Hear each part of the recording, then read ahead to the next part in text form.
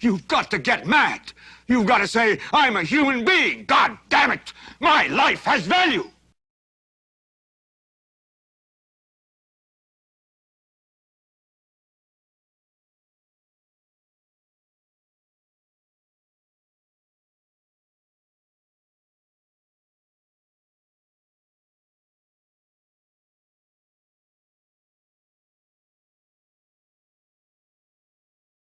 But we have lost the way. Greed has poisoned men's souls, has barricaded the world with hate, has goose-stepped us into misery and bloodshed. We have developed speed, but we have shut ourselves in. Machinery that gives abundance has left us in want. Our knowledge has made us cynical, our cleverness hard and unkind. We think too much and feel too little. More than machinery, we need humanity. More than cleverness, we need kindness and gentleness. Without these qualities, life will be violent, and all will be lost.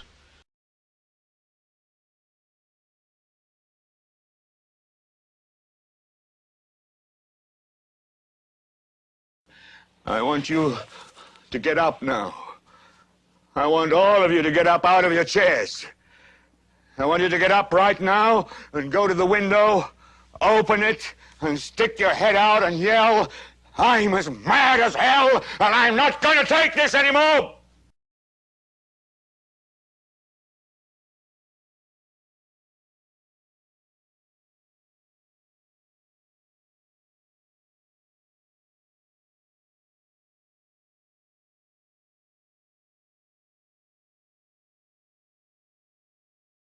People should not be afraid of their governments. Governments should be afraid of their people.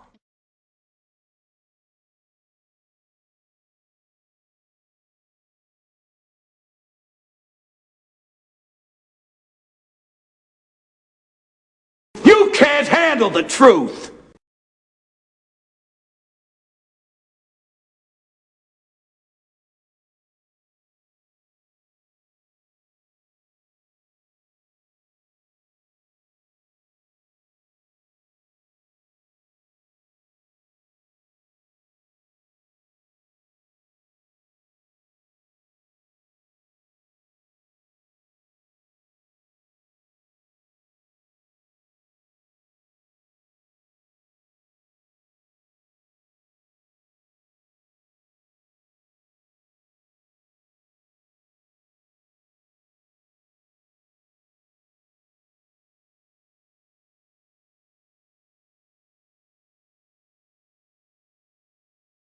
Well, I'm not going to leave you alone. I want you to get mad.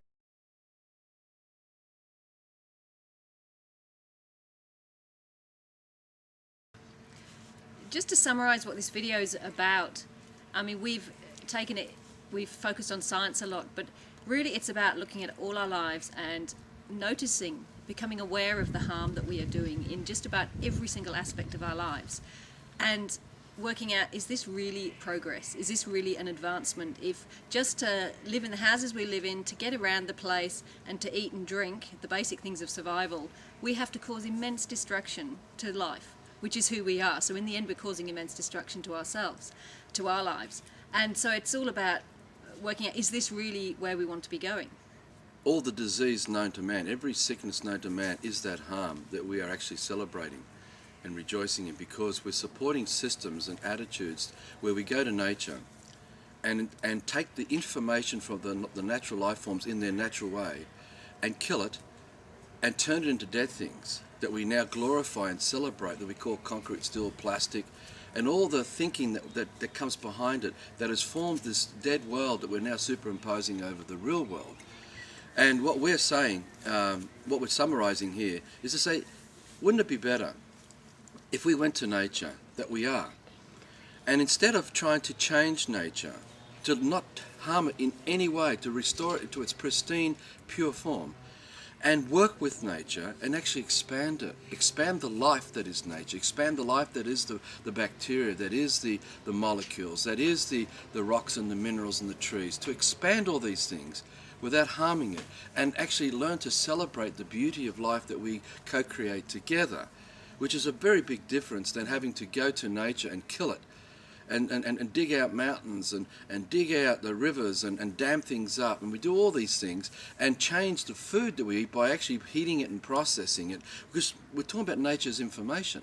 If we stop changing the information into a dead form of information where we no longer have to breathe it and eat it and drink it, we actually will start to remove all the disease that is plaguing us in every possible way. I'm sorry, but I don't want to be an emperor. That's not my business. I don't want to rule or conquer anyone. I should like to help everyone if possible. Jew, Gentile, black man, white. We all want to help one another. Human beings are like that. We want to live by each other's happiness, not by each other's misery. We don't want to hate and despise one another. In this world, there's room for everyone, and the good earth is rich and can provide for everyone. The way of life can be free and beautiful, but we have lost the way. It's like we've become so accustomed to harm in our lives that, one, we just don't notice it anymore, unless it's really, really extreme. And we argue for it, and we defend it. Yeah. And two, we cannot think that it is possible to live in a way that does no harm. But so what we're trying to do is wake people up to the fact that, you know, perhaps there is another way that we can live our lives and still have lives that are full of joy and abundance and all the things we want, but without doing harm. In any way. Can you comprehend a world like that? Because that's what this series of the Dream for Life videos is all about. How can we live with each other? How can we live with nature without doing harm to anything of nature? And yet we have the great beauty of all the power of nature all around us that gives us our freedom, that gives us our joy, that gives us our abundance, that does do no harm to all areas of our life, that allows us all to be unique and allows us all not to become slaves and rulers. Because the issue is that when we're doing harm to nature, we become slaves to the dead world because we have to support the dead world. The other issue about this is, and you'll notice we provide links to debates, discussions, where we're talking to people who are promoting science, and they're all for science. We're not here to demean these people because they're our brothers and sisters. What we're trying to show to them is that in celebrating the science that they celebrate, they're actually celebrating the continuation of destruction to nature because they don't know any other way of living. They think that we have to have concrete, that we have to have steel, that we have to have aeroplanes, that we have to have telecommunications, that we have to have all these things, and to think this is the only way to live. And that they don't realise that actually we are part of the decay, we actually are part of the commitment to spiritual suicide, of the destruction of everything that we are, that is the stream of life, in doing it. And while we believe and support harm, we're harming our lives. Exactly. The lives of those we love.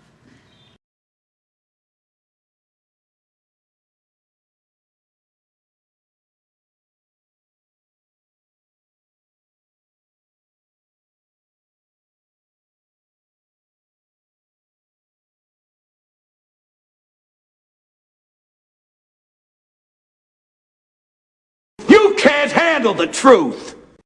So it's all about stopping the harm, becoming aware of the many ways we do harm, but even becoming aware of the belief systems that protect us from wanting to not return to do no harm, to actually encourage us to continue doing harm and supporting the way we are thinking that continues us going to the mountain to rip it open for science, to continue going to the animals we have to cut open and kill to support science, to continue going to men, women and children we have to drug them and brainwash them through the education systems for the progress of civilization, which really is the progress of our death. It's like we're having to, we all have to be programmed to fit into the system, which just shows you that the system isn't really natural to us. Yeah. You know, either we have to be brainwashed into it, or for people who, especially you get children at school, they don't fit into school. So instead of everyone looking at the child and going, okay, school does not suit this child, they put the child on drugs. It's like, talk about moulding to fit into the system. We're all being squeezed and shoved and boxed and compartmentalised just so we can fit into the system. And that's harm right there and then. Another of the good men and women who go to courts who are speaking the truth, and we have judges turn around and ask them to get a psychiatric profile so they can question their sanity and get people who are already dumbed down and stupid and lost to harm and supporting harm to try to discredit these people through psychiatry. And you know, and this kind of character assassination and ridicule and abuse is so endemic in every area of life. Wherever there's a man who rises up to live for a world of do no harm, you find a whole force of people coming at them to ridicule and abuse them or even bump them off, to stop them, because the people behind the harm have power, and they want their power and their glory, and they want to maintain this world the way it is. And we have to put into it. So this is what this video is about, and all the Dream for Life videos about, to recognize the harm in all its forms, and to learn to see that there is another way of living where we can celebrate life without having to do harm. Meaning, we do not have to support fiction. We don't have to support going to nature, killing any aspect of nature by removing that information that is life, that is love, and turning into something dead that no longer has love and is no longer part of life, that also changes our thinking. So we start thinking anti-life, we start thinking anti-love, and we start protecting anti-love, anti-life. Just what I was thinking, in fact, the biggest brainwashing of the system is we've been brainwashed to be greedy and selfish. So when it comes to, okay, if I want to live in a world of do no harm and a beautiful life of peace and freedom and all that, then those people suddenly come to the realization that they're going to have to give something up of what they currently have, because they've got to give up all the harm doing, and a lot of that harm doing seems to be great fun to them. So we are constantly told we've got to think for us. What's in it? What do you need? What's in it for me? What's in it for, think to yourself, sort of thing. And that is making us so greedy and so selfish that we would rather destroy life completely, which includes our lives, destroy everything, than give up what we think is good fun. Brutes have risen to power, but they lie. They do not fulfill their promise. They never will. Dictators free themselves, but they enslave the people. Now let us fight to fulfill that promise. Let us fight to free the world, to do away with national barriers, to do away with greed, with hate and intolerance. Let us fight for a world of reason. An example of this is money. Why do we need to go to trees and mountains and valleys and rip them open and turn them into the material physical forms of this intellectual property that we call money, and peddle this money, which really is part of the celebration of the destruction to nature and life all around us? What if we, just through our ability to love each other and just creating gifts for each other, can replace money? How about living in a world where we actually live as a gift, so that by us serving each other through the gifts we create, we no longer need money? What about that? What about, instead of creating concrete and plastic and steel and all the telecommunications, that we actually reconnect to the tribal mans of our ancestors, where they actually telepathically communicated with each other, where we don't need to have to use technology right now like this camera or the internet or mobile phones or telephones or television to communicate the images that we're sensing. All the tribes of man will communicate without any of this stuff. What's actually happening here is that we're celebrating the decay of who we are as man, where our body is so gifted to do all these skills naturally, to now replace it with dead ways, and we're sitting there rejoicing the progress of civilization and saying that we're pushing rocket ships up through the atmosphere, which is actually puncturing a hole through the skins and layers of the body of life of nature that we are part of, and putting these dead things, which are the remains of all the mountains and the things of nature we've destroyed, and allowing them to float around what we now call the atmosphere, which is all this decay. I find all this absurd. Why not us use our bodies and our ability to project consciousness by using the life of the man that we are, working with the life of all the natural things that are the microbes and the bacteria and that, and projecting our life through all of those things, and how our bodies go to what we now call Mars, how our bodies go to what we now call Orion. We actually can shift our body there. The tribes of man could do all this. Did you know that? This is what we've forgotten. So if we actually learn to stop doing harm, and actually start to return to life, and we start to celebrate life, two things happen. One, in celebrating life all around us by creating gifts that serve each other, we're actually creating community immunity, because everyone else around us who benefits from the life that we create and gift through the community skills of kingdom, through the community gardens we gift to each other, that creates community immunity. If harm comes to us, they see that as anti-life, anti-love, and the community immunity rises up of all those around us who want to celebrate life, to withstand the force of the lies of the harm, which is the problem we're having with Palestine, which is the problem that's come out of 9/11, which is the problem we're having with the invasion of Libya. This is the problem where people are rising up on the streets now around the world, trying to blame someone for all these things that are going wrong. What if we each just stop withdrawing from the system, and start taking responsibility to support life, and celebrate life and stop giving our energy and acquiescing to harm in all its forms. It's like I said on the part 4, if we can't have peace if everyone around us doesn't have peace. So the best thing we can do if we want a life of peace and freedom and joy and truth and abundance and do no harm, we need to start creating that in the lives of those around us. Yeah. Because if everyone around us has those, then we can have them too. Trying to find peace within, peace for me, is not going to work if all around me is chaos. Enjoy the Dream of Life, Part 5.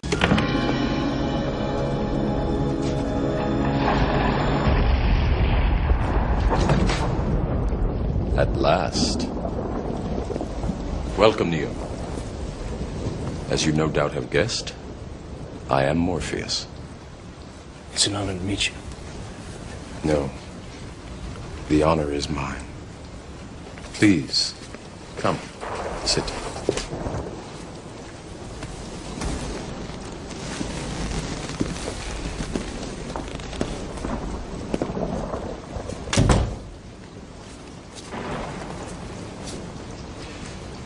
I imagine that right now you're feeling a bit like Alice. Tumbling down the rabbit hole? You could say that. I can see it in your eyes. You have the look of a man who accepts what he sees because he is expecting to wake up. Ironically, this is not far from the truth. Do you believe in fate, Neo? No, Why not? because I don't like the idea that I'm not in control of my life. I know exactly what you mean.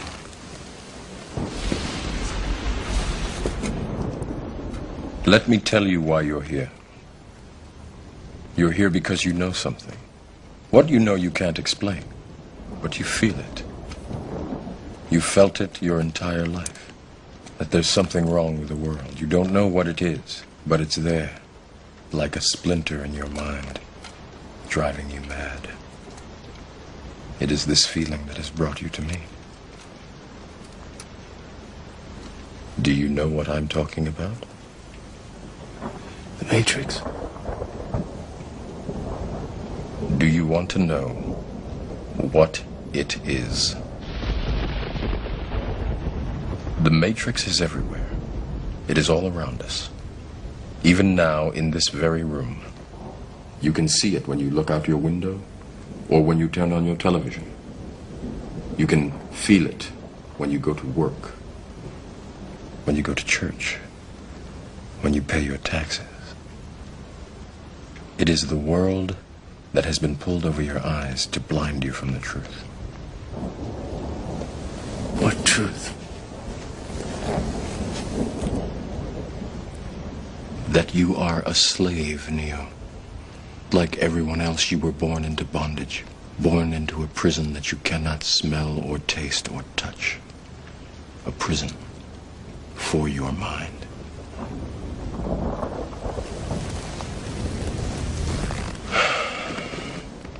Unfortunately, no one can be told what the Matrix is. You have to see it for yourself.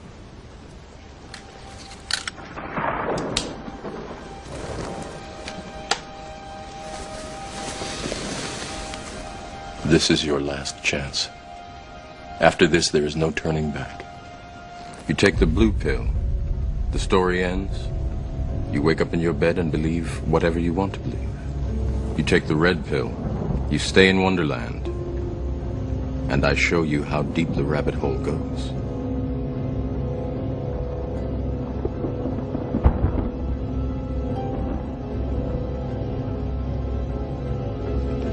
Remember, all I'm offering is the truth, nothing more.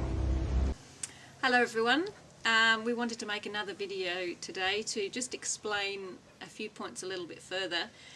Something we've been coming up against a lot over the past year or so with discussions and debates is we're coming head to head with people over science and whether science is true or not. And what we've come, even though neither of us have a science background, what we've come to realise is that so much of the information that is science does not seem to really have any proof that we can see. That is, all the proof people can offer is just basically stuff that's stored in books that came from other people's brains and things like that. So it's not something that we can ourselves feel and sense and touch and taste or whatever.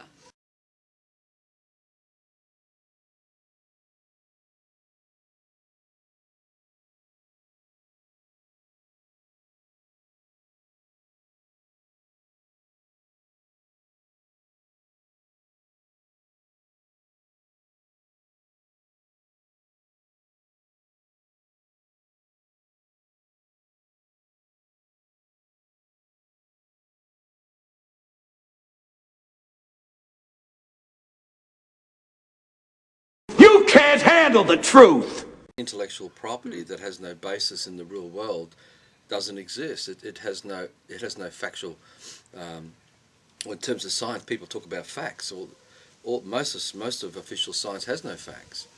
You know, it has no substance. It's all. What you Really, say. I want to say it correctly. It's all garbage. It's basically rubbish. The idea of it. Look, the fact is, when we go to nature, and I keep saying this, and we've been debating about this for what, like, it's really been 5 years now. We've been doing this kind of stuff. We've been debating on many subjects, but this one keeps coming up, and we keep challenging them. We've said to them, please bring forward proof of your claim to back your claim that gravity exists, that evolution exists, that the Earth is turning, that the Earth is round, that the Earth is going around the sun, that Earth is part of a solar system, etc., etc. And we'll explain this in this video, but go a bit more into it. But the fact is, they can't bring forward any factual evidence to back their claims. These are all hearsay based on the thoughts of and ideas of other men and women who think these things to be true, but they can't actually back their claims that they're true. And by back their claim, we mean basically what we've come to regard as truth is things that we can actually interact with or communicate with, feel, see, sense, touch through our senses. As we've come to realise that the way we used to communicate with each other and with all of life was through our senses, we've come to realise that what is true can invariably be felt through our senses, can be approved, I guess, through our senses. Yeah. But with most of science, we can't do that. And with just about all of science, Official science, if you want to call it that, or system science, you have to, you cannot even begin to comprehend any of the constructs of science or what it talks about unless you first go to school and spend many years learning to read and write, and then many years learning all sorts of scientific stuff. And then, if you're lucky, you might have actually be able to comprehend what is gravity, so they say, and how it works, and all those other things. But if someone doesn't have that background in science and that background in reading, write, alphabet languages and mathematics and all that sort of stuff, then it's just about impossible to comprehend. It is impossible to comprehend. Well, children can't. You go and get any. Just say you took 50 kids, 50 children who've not been exposed to the system, who've not been exposed to anything of the system whatsoever, including men and women who've been exposed to the system, and you actually ask them to go and find the evidence of gravity. Go and give them the question to go and find gravity. Go and find so many of the constructs, or basically all the intellectual property that official science is espousing to be true. And I would punt on the fact that none of these children will come back, even if they spent 30 years growing up in nature. Will they actually find the information of evolution, or gravity, or astrology, numerology, and all these other kind of information from any life form in science? Because there is no sentient or sensory life form anywhere in nature that embodies this intellectual property. What they would have is just lots of information from the nature all around them that, in fact, gave them a comprehension of all of life and nature far beyond anything that science has to offer us. Which is very, very narrow. When the bow breaks, the cradle will fall, and it has fallen here. It has fallen.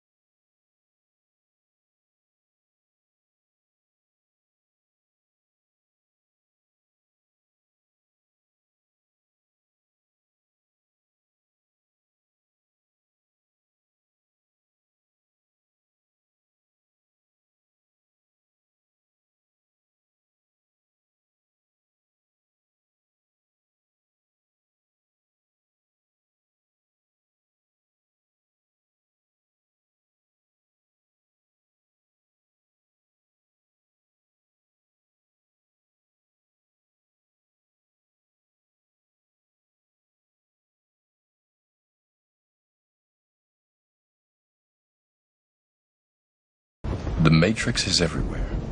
It is all around us.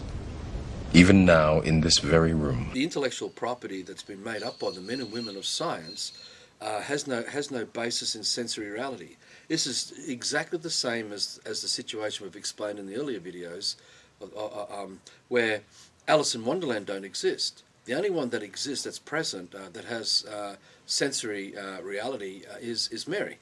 Now, little Mary can sit on Mum's lap, and Mum can open up the book of Alice in Wonderland and tell her the story of Alice in Wonderland. But all this information is not coming from any sentient life form, any sensory life form in nature anywhere. And nowhere will nature tell our children the story of Alice in Wonderland, because it was us, we, as man, who's made all this information up. Now, the mum who's telling little Mary the story is a third party. Now, a third party to an event is not the truth. A third party can't tell you the truth. All he can do is relay to you what they were told by somebody else, because they weren't there. The mother was not there amongst Alice in Wonderland to say that she was a witness to Alice in Wonderland. The same of all the recorded history, going right back for all history. There was everyone today who's espousing all this information to be true weren't there. Nobody was there. It's all based on third parties and hearsay. Now, there's a lot about this. The fact is that we are so used to representing fairy tales, right? And we got so used to it as children, and we've been pounded by this, that we actually accept the adult fairy tales that we call science and religion, etc. And what most people who are firmly entrenched in their belief in science don't begin to consider is that we as men and women are actually acting at way lower than our full capacity. We actually have the capacity to comprehend through our senses all the information of life that there is in life. But because we've allowed ourselves to become sucked down into the fairy tale, allowed ourselves to shut down our brains and lose that connection with all of life, what we think when we're actually looking at life forms is just nothing to the information that's to offer. And therefore we, as sort of dumbed down people, as it were, have invented these machines only through our capacity of using a small amount of our brain and not really comprehending what's happening out there. And then we've invented these machines that apparently will help us to comprehend what's happening out there more. But those machines, well, they're dead machines made out of dead mountains and trees and all this sort of thing. But more than that, they are limited by our limited capacities. So we're trying to look at something that's, it's like we're trying to look at a full symphony, and we're looking at a couple of bars of music and expecting to comprehend the full symphony from that. Well, you can't. How can something that has no consciousness in it, like a dog has the consciousness in it, and the dog can bark and have all the instinctive capacities of what makes up a dog. But how does a compass, how does a telescope or a microscope provide us with that kind of sensory capacity to explain to us the sensory information of life that we can touch, taste, feel, smell, hear, see? The fact is, it can't. It's impossible. Something that's dead, that has no connection to the sensory world, can't tell us anything about the real world. It's impossible. The only things that can tell us about the real world are the things in the real world. And we have to go to those things in the real world to learn about who we are and what we're part of, which gives us a bigger picture. So we as children are allowed to do that. Our brain capacity to explore the potential of life and who we are will begin to open up all of our brain, I'd say, and use all of our brain again. It's kind of like if you know someone and you meet, you know someone and they know someone you don't know, and you start saying, oh, well, what's that person like? And they say, oh, well, they're like this, or they're like this, and they're like that. But no matter, all you can get is your friend's opinion of that person. Until you actually go and talk to the other person face to face, that's the only way you can actually. And how often have you heard about someone from other people, and then you meet them and you go, oh, actually they're not what I was expected. Oh, I thought they were going to be more like this or more like that. Because now, when you're face to face with them, you can directly experience who that man or woman is. No matter how many times other people explained that man or woman to you, they weren't able to give you the sense of that man or woman. It's not until you're with them face to face that you can go, now I get a feeling, because we get a feeling for the person we're speaking to. That's why often, you meet someone and you instantly get a feeling of, oh, I don't like them, or oh, they seem like a really kind person, or whatever. That's your senses talking to you, your instincts, all your feelings, and usually they're spot on. Usually they're correct. But if we never went to that man or woman face to face ourselves, we would never actually really have an idea of what that was about. And it's the same thing with the trees and the grass and everything. If I can have a million scientists tell me, oh, well, the tree's this, that, and the other, and it's like this and like this, but unless I actually go and sense that tree myself, I'm not really going to have a... And I have to say, you know, yes, I'm not at a state of consciousness where I can go to a tree and actually sense the information a tree has to offer. I am still too dumbed down for that. I hope that one day... Not for too long, I hope. Let's hope Don't not. married to a Dumbo. Let's hope not. But I still know that it is possible for us to do so. It's just we haven't got there yet. But if we need to do that, we need to go without having our brains blinded by science. So we already think we know everything about the tree before we go up to it. We've got to go there, keeping our brains open and all our senses open, and go, okay, is there anything I can get from this tree? What's it got to give me?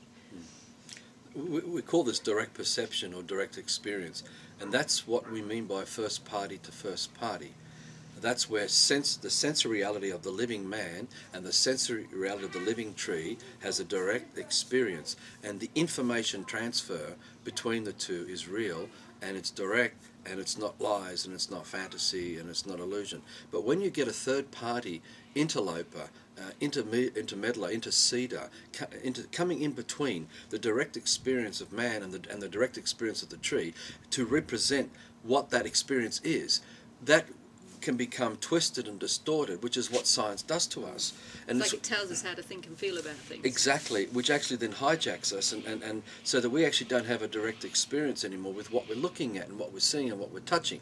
So when we confront people in science who worship science, because it is a religion, science is a religion, official system science is a religion, and you ask him, please bring forward the direct experience, the first party evidence that a life form called gravity can tell us the information that they are representing. And you'll find that they can't do that. The thing is that the intellectual property that they make up, and the whole system is intellectual property. It's information. Now, as explained in the first part of the Dream of Life, Part 1, if you imagine the dream of life as a bubble, now you imagine intellectual property like gravity or evolution. Imagine that as a bubble. Now, that information in the real world would be embodied in a life form somewhere which we can go and touch, taste, feel, smell, hear, see. And through first party to first party, direct perception, direct experience, we can access or sense that information from that life form.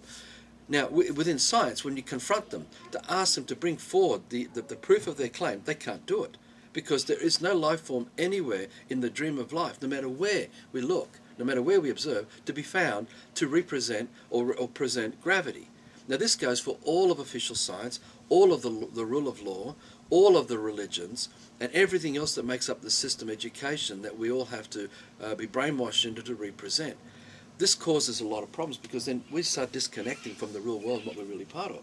What do you say then to people, because I'm sure there'll be people listening who think this, what do you say to someone who says, well, if you want to want proof of gravity, then hop onto that roof and jump off? But that's not gravity. What is it then? That's the experience of you jumping off the roof of the house, or jumping off a tree and landing on the ground. You'd have to sit down and look at the information of the man, where the man was at, what he was thinking, what the purpose of the hill is, where the position of the hill was, because everything in the real world has a purpose. What we've got to do is connect to the sensory information of everything that has a purpose to tell us about what's going on. Why is it the apple seems to be coming down from the tree? And why is it comes and hits the ground? Well, there's a purpose there, because obviously the ground is where the seeds come out of the apple, and it's where they re-blossom into the tree, to the trees. They get eaten by the insects and the bugs, and they move around. And eaten by us, and animals. And animals, and these seeds get carried around. Now, that doesn't mean that because the apple tree that the apple's fallen down, that means that's gravity. That is just a construct that we are representing over what we're looking at as something is falling. So what we're saying is, when you're looking at sensory things, and you look at the direct perception of everything that makes up the apple tree, the air, the distance between where the apple is sitting and the ground, everything then has a purpose.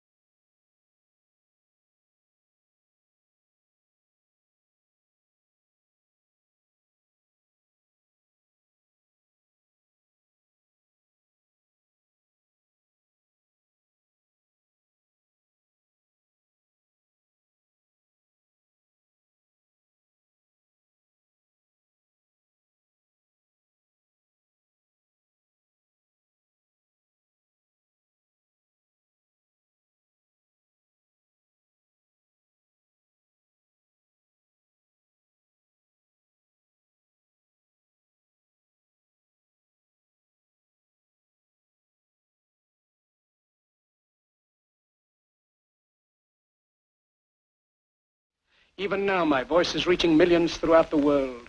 Millions of despairing men, women, and little children. Victims of a system that makes men torture and imprison innocent people.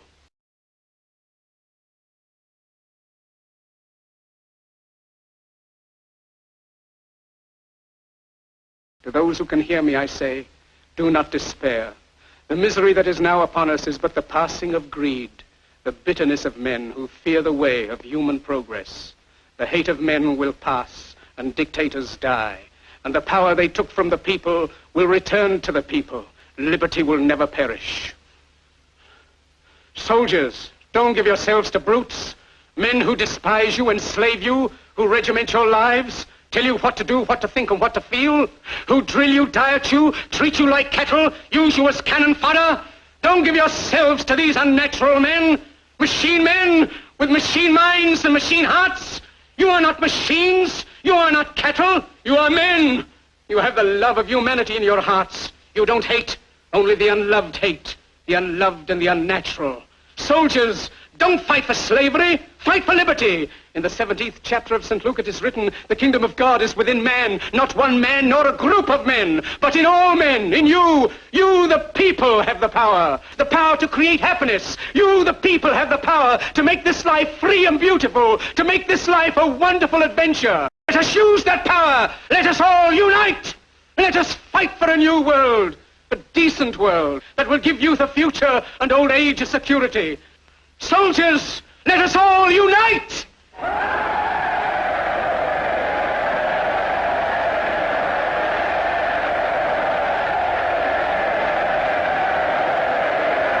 The Matrix is everywhere. It is all around us. It is the world that has been pulled over your eyes to blind you from the truth. What truth? That you are a slave, Neo. And we need to look at the purpose of what everything is, and that'll tell us the truth. Instead of saying, oh, that's just evidence of gravity, and that sort of then has us accept the fact that the Earth is sort of suspended by gravity. Because that to me is fraud, it's a lie, because they can't prove that the case. They can't prove that there is such a thing as gravity.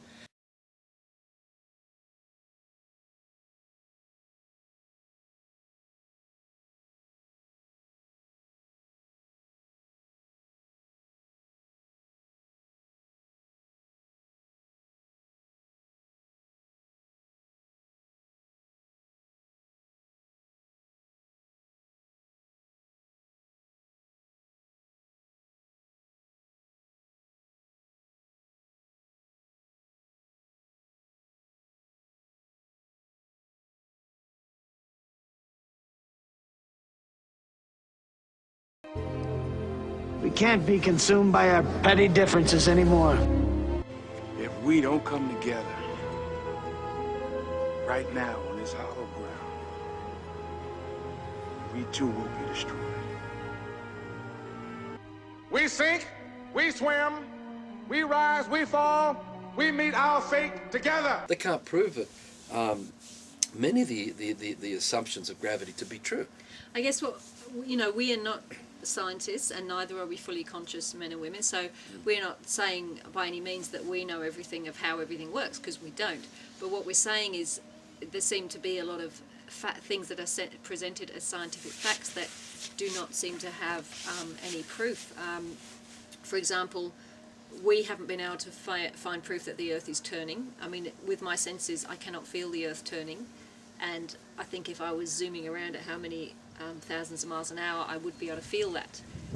And also we also say, well, there's pictures taken of Earth from satellites, and yet the outlines of all the countries are perfectly clear, and you can see very clearly there's a country, there's the ocean, there's a country, there's the ocean, oh look, there's Africa, oh look, there's Europe.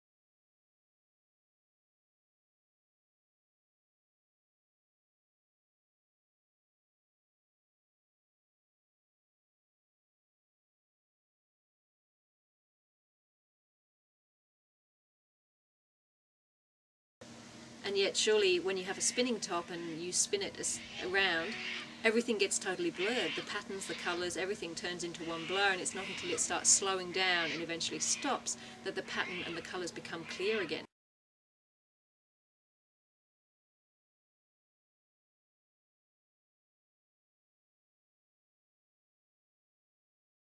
Oh, I say it again. You've been had.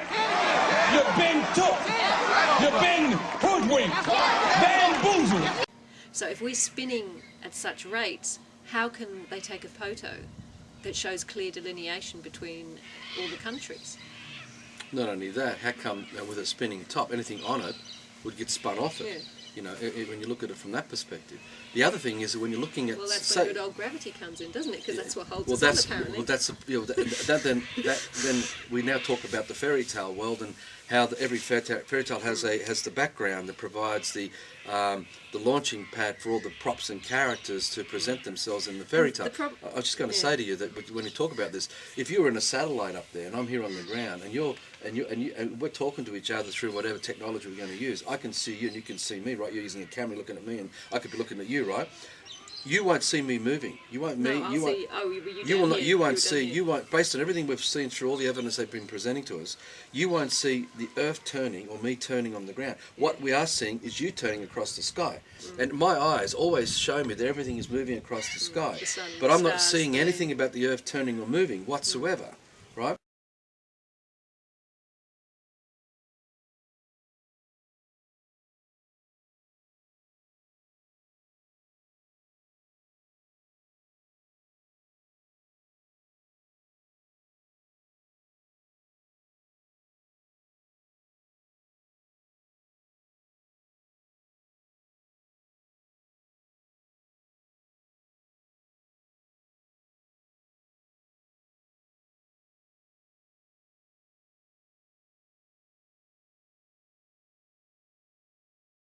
You can't handle the truth.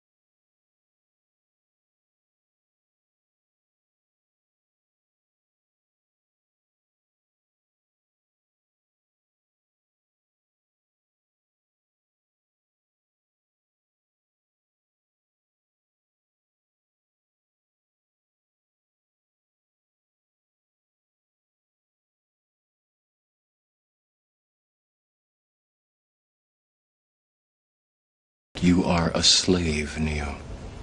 Like everyone else, you were born into bondage. Born into a prison that you cannot smell or taste or touch. A prison for your mind.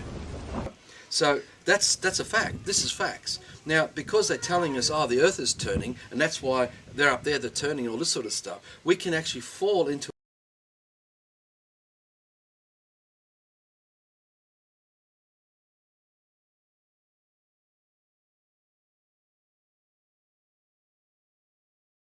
through third parties. You've got to remember, all this is done through third parties. We've not had the direct perception, the direct experience of the fact that gravity exists and that the Earth is actually turning and that the Earth is going around the sun and all these sort of things. This to me at this point, up to this point on all this debating and arguing, says to me that the whole basis of official science is crap. Good evening, London. Allow me first to apologize for this Emergency channel. I do, like many of you, appreciate the comforts of everyday routine, the security of the familiar, the tranquility, repetition. Bloody hell. I enjoy them as much as any bloke. But in the spirit of commemoration, whereby those important events of the past, usually associated with someone's death or the end of some awful bloody struggle, are celebrated with a nice holiday, I thought we could mark this November the 5th, a day that is sadly no longer remembered, by taking some time out of our daily lives to sit down and have a little chat. There are, of course, those who do not want us to speak. Just let me think. In fact, even now, orders are being shouted into telephones, and men with guns will soon be on their way. It's Chancellor Sutler. Damn it! Why? Because while the truncheon may be used in lieu of conversation, words will always retain their power.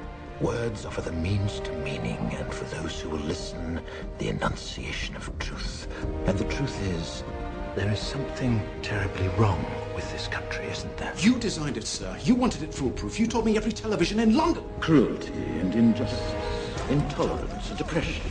And where once you had the freedom to object, to think and speak as you saw fit, you now have censors and systems of surveillance coercing your conformity and soliciting your submission. We need cameras. How did this happen? Who's to blame? Well, certainly there are those who are more responsible than others, and they will be held accountable. But again, truth be told, if you're looking for the guilty, you need only look into a mirror. I know why you did it. I know you were afraid. Who wouldn't be? War, terror, disease. There were a myriad of problems which conspired to corrupt your reason and rob you of your common sense. Fear got the best of you, and in your panic you turned to the now High Chancellor Adam Sutler. He promised you order, he promised you peace, and all he demanded in return was your silent, obedient consent. Inspector, you're almost through. Last night, I sought to end that silence. Last night, I destroyed the Old Bailey to remind this country of what it has forgotten. More than 400 years ago, a great citizen wished to embed the 5th of November forever in our memory. His hope was to remind the world that fairness, justice, and freedom are more than words. They are perspectives. I don't have to tell you things are bad. Everybody knows things are bad. It's a depression. Everybody's out of work or scared of losing their job. The dollar buys a nickel's worth. Banks are going bust. Shopkeepers keep a gun under the counter. Punks are running wild in the street, and there's nobody anywhere who seems to know what to do, and there's no end to it. We know the air is unfit to breathe, and our food is unfit to eat. We sit watching our TVs while some local newscaster tells us that today we had 15 homicides and 63 violent crimes, as if that's the way it's supposed to be. We know things are bad, worse than bad. They're crazy. It's like everything everywhere is going crazy, so we don't go out anymore. We sit in the house, and slowly the world we're living in is getting smaller, and all we say is, please, at least leave us alone in our living rooms. Let me have my toaster and my TV and my steel-belted radios, and I won't say anything. Just leave us alone. Well, I'm not going to leave you alone. I want you to get mad. I don't want you to protest. I don't want you to riot. I don't want you to write to your congressmen because I wouldn't know what to tell you to write. I don't know what to do about the depression and the inflation and the Russians and the crime in the street. All I know is that first, you've got to get mad. You've got to say, I'm a human being. God damn it. My life has value. So, I want you to get up now. I want all of you to get up out of your chairs. I want you to get up right now and go to the window, open it, and stick your head out and yell, I'm as mad as hell, and I'm not going to take this anymore. I want you to get up right now. Get up, go to your windows, open them, and stick your head out and yell, I'm as mad as hell, and I'm not going to take this anymore. Things have got to change. How many stations does this go out? You've got to get mad. 67. I know it goes to Louisville and Atlanta. I'm not going to take this anymore. Then we'll figure out what to do about the depression and the inflation and the oil crisis. But first, get up out of your chairs, open the window, stick your head out and yell, and say, I'm as mad as hell, and I'm not going to take this anymore. Who are you talking to, Herb? CGG, Atlanta. Are they yelling in Atlanta, Herb? Are they yelling in Atlanta, Ted? But first, you've got to get mad. You've got to say, I'm as mad as hell, and I'm not going to take this anymore. They're yelling in Baton Rouge. Get up out of your chair. Son of a bitch! We struck the mother lode! Stick your head out of the window, open it, and stick your head out and keep yelling and yell, I'm as mad as hell. I'm not going to take this anymore. Just get up from your chairs right now. Go to the window. Where are you going? I want to see if anybody's yelling. Window, open it and stick your head out and yell and keep yelling. I'm mad as hell. I'm not going to take this anymore. I'm mad as hell. I'm not going to take it anymore. I'm mad as hell. I'm not going to take it anymore. I'm mad as hell. I'm not going to take it anymore.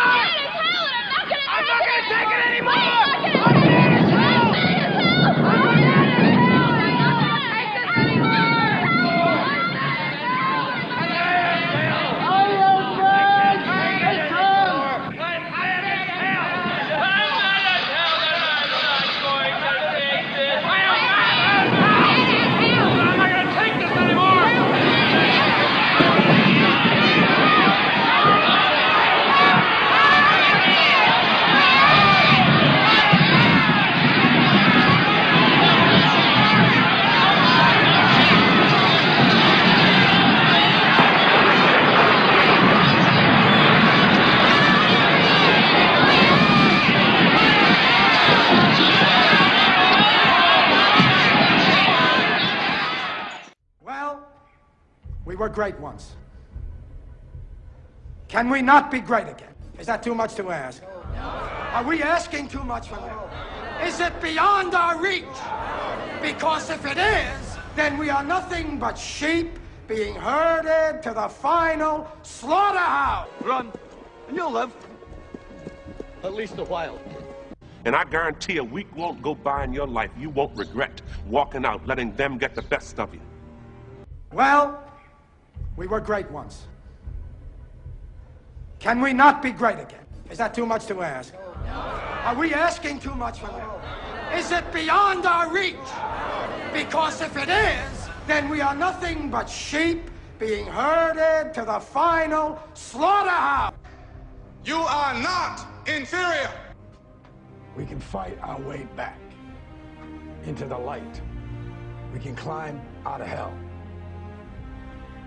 1 inch at a time. But if we are to be prepared for it, we must first shed our fear of it. I stand here without fear because I remember. You can't handle the truth. You can't handle the truth. You can't handle the truth.